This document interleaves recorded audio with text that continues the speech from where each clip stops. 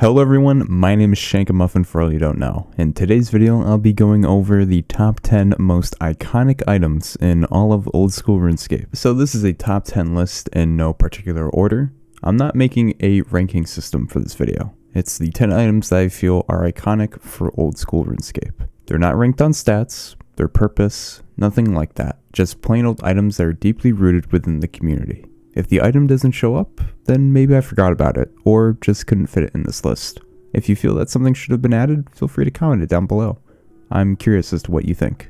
Let's get into it. Coming in at number 10 is skill capes. Skill capes are iconic for the game, considering back in the day, those that had such items were seen as legendary. There were people out there who went and did these skills for hours on end to display that they have the highest level possible. Rare case of seeing anyone with a runecrafting cape, but common to see those with strength skill capes.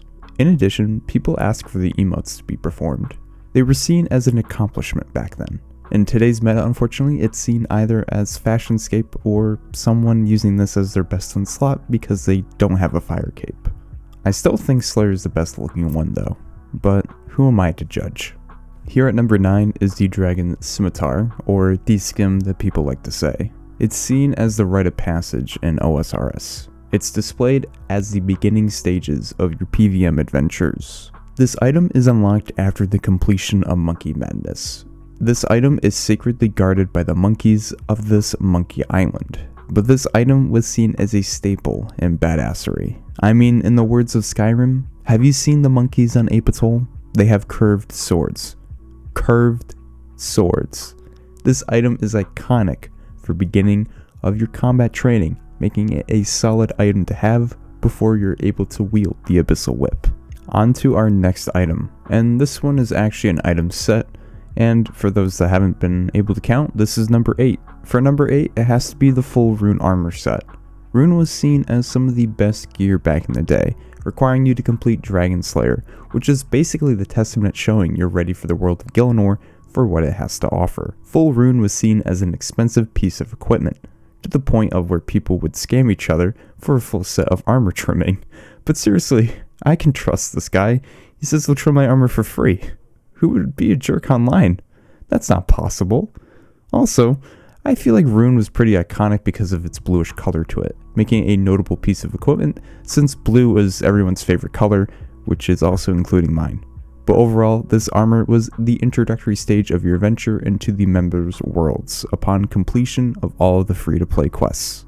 It's very unfortunate news to hear of how PKers don't get any updates, but thankfully for you guys, I have an update in this video pertaining to number 7. You finally have some recognition after years of silence. The Dragon Dagger is seen as a weapon that could hit big on opponents that were PKing out in the wilderness. It is still seen today as a decent special attack weapon. With its 4-use special attacks when it's at 100% spec energy, its double hits as well as its max hit, this item can be seen as a potential threat for those who are not expecting it. In the words of Chris Archie, DDS go. What's the greatest challenge for all of us in this game? The challenge proved that we are good at PvM. A challenge that requires the completion of 63 waves, with the final wave being a level 702 magma creature. Yes, coming in at number 6 is the Fire Cape. This cape was seen as the factor for how you are good at this game. It's one of the best in slot cape slots, far superior compared to a skill cape, as well as it's a cape that has an animation. Dude, it flows lava. How sick is that? Capes in this game don't have any animations. Owning one of these turned heads back in the day, making everyone feel amazed as to how you accomplish such a task. PKers, I gotta say, how happy are you to even be noticed right now? Well, you're even in more luck because at number 5 is the Armadillo Godsword. This item is a monster of a weapon, hitting in the 70s like Bodhi is used to. Can't AGS 76, mate, they've been tracked. I can't AGS 76, did you just say? 73, I'll risk it for you. I quit RuneScape, You little ginger prick! I've never played this game again, man. There was a time where this item was worth 100 million plus GP. Unfortunately, now it's worth no more than 8 million GP. That's really sad and pathetic, to be honest. The main reason as to why this item is iconic is that this was seen as a risk item for PKing. This item was the ultimate demise if you won a fight or not, because all you needed was to hit big. With its accuracy, there have been some legendary hits seen in the community. Coming in at number 4 is the Abyssal Whip. This is one of the greatest weapons for someone to achieve. This versatile weapon was seen as the strongest weapon one could obtain. In order to achieve a weapon such as this, one had to achieve 85 Slayer to get this as a drop from Abyssal Demon, or had to buy it off from another player. These were seen as extremely expensive weapons to have back in the day. So more than likely, you'd have to set off on your own adventures in order to achieve that Slayer level in order to get it yourself as a drop. Even in today's standards, this item is a common weapon to use for basic PvM tasks. One could see this in some bossing situations, although it's not very optimal at all. We really see this weapon shine in a variety of Slayer training spots. For number 3, I'll have to go with the Dragon Myth Helm. A step above Rune, this item was seen as the next upgrade pertaining to armor for players to achieve, allowing them to look even more fearsome. This helmet displayed that this player is climbing the PvM ladder for achieving the next level of gear upgrades. Nowadays, we see those that wear these dragon helmets as either cute noobs or bots. Oh, how the times have changed.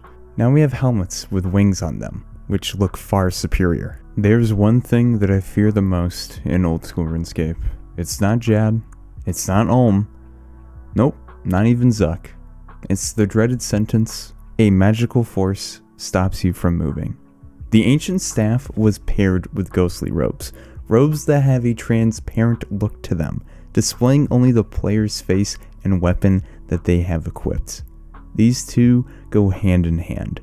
As you go out into the wilderness, you dread to hear the fatal sound that will make your heart stop. In order to unlock such an iconic staff, a player needs to complete Desert Treasure, a quest where the player learns about Zaros, one of the gods of Gielinor, and is arguably one of the best quests in the entire game, but once again I'm biased. After the completion, you can equip the Ancient Staff, one of the few weapons in the game where it allows you to auto-cast offensive spells in the Ancient Spellbook. Truly one of the most powerful spellbooks in the game. Also, the Ancient Staff has an excellent color scheme, I must say. Purple and black work very well together. Coming in at number 1 is a rare drop that was dropped during the Christmas time period of 2001. These are legendary items in the current state of RS3, but no one gives a shit about that game. And they are dropped yearly in old school RuneScape for all those to rejoice and reminisce of what an OG remembers of a party hat to be. These simple paper hats came in a variety of colors: red, blue, yellow, green, purple, and white, and these serve no function other than cosmetic purposes. It's all about looking festive while wearing your fashionscape attire. How legendary it is of such an item to be in circulation after 19 years of this video game that we all enjoy and love.